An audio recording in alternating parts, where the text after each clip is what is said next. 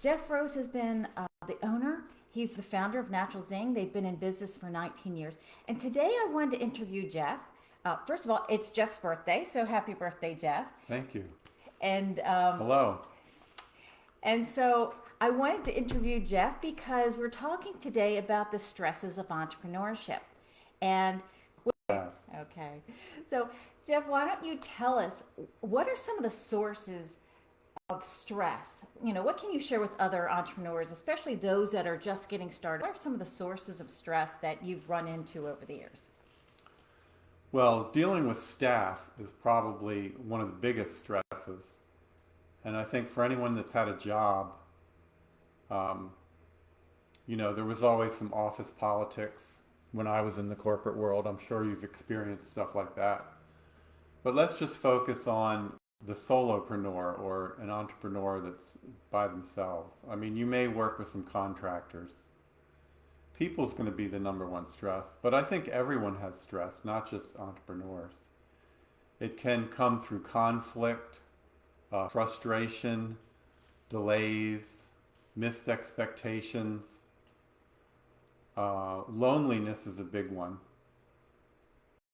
Often, you're working by yourself at your computer. It could be long hours. Um, I used to be stressed when I had to uh, have work for someone or have a project to a certain point. Say for a graphic designer, I had to come up with ideas for something and they were going to be needing it by the next morning, say 9 in the morning, or if I had employees showing up at 9 in the morning. I felt like I had to have stuff ready for them to do when they got to work. So I would end up staying up late a lot, um, making sure I was prepared for Yeah. that. I think some of the challenges when you're an entrepreneur, I mean, it all falls on your shoulders. So if you have this feeling like you have to keep your workers productive because if the money's not coming in, you still have to pay them. But, so you have to keep them productive and producing income or getting the projects out the door or the orders out the door. And so it falls on your shoulder. So there's a lot of anxiety with that. Is that what you think? Yeah. And technology can be frustrating too. I was a programmer for a while before I started as an entrepreneur, but you still run into things. It's like a printer that stops working and you spend an hour or two trying to troubleshoot it. It's good to have a tech person that you can call up or locally that could stop by if you don't do tech. Nowadays, with all the apps and stuff, they're easier, but a lot of people do get frustrated with technology. And so we should talk about, well, how do you deal with stress? Yeah. So how, as an entrepreneur, you've worked through this over the years. You've probably come up with some great strategies. What are some of the ways that you deal with stress and recommend other entrepreneurs can use to deal with stress? Now, one of the best things I think is to get enough sleep. You really need 8 hours of sleep, and the hours before midnight count double for the hours after. Um, I know a lot of people probably aren't going to like to hear that answer, but sleep is important. Sleep affects how you show up in your relationships the next day.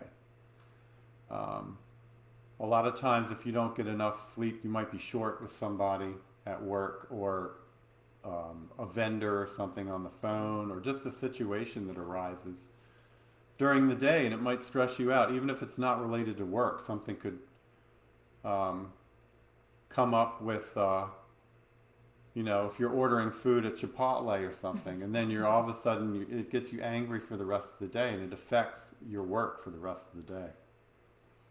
Um, I use meditation a lot because I feel like it clears out the background radiation in the day. And I like to do it in the morning. I think that's the best way for me to start my day. I try to do at least 20 minutes of meditation. Movement is also important. not sitting down for, hours and hours at your computer. You should have regular stand up breaks, regular movement breaks. I also like to do movement in the morning. I like to go for a walk when I first get up. I try to do at least an hour walk. Um, and diet has affected me too. Okay, I was going to ask you about diet, food, because I have a lot of health coaches I work with, and so what about food? Sometimes if your belly is not feeling quite right, you're just not going to be perform at the same level. And so that's a tricky question for everyone. Diet, everyone has their own diet and their own needs. I like to take a probiotic. I do take some enzymes. I like to have a smoothie in the morning or a green drink. I tend to eat lighter in the morning. I'll do a heavier meal at lunchtime. Not eating before you go to bed is important. Yeah. I mean, some foods are, really help with energy. So do you find that's the case? Certain foods that you like to consume to get you better focus or energy? I get energy from greens. And along with the movement, I would say exercise. Yeah. It's good to get that heart rate up. You just feel differently after you do it. Get that heart rate up for 20 to 30 minutes. You can choose an exercise that you like. That way you'll do it. Well, this has been great, Jeff. Is there anything else you'd like to share with us? From a mindset perspective, I would say, you need to be focused on your one important thing for each day. And taking action. We have a lot of distractions, and you'll have to make a lot of decisions. Mm-hmm. And sometimes you just need to make the decisions. And if it was the wrong decision, you can correct in the future. But it's important, especially if you're working with other people, you're going to need to make a lot of decisions. You're right. A lot of the stress that an entrepreneur has also deals with, because you have to make so many decisions, a lack of clarity.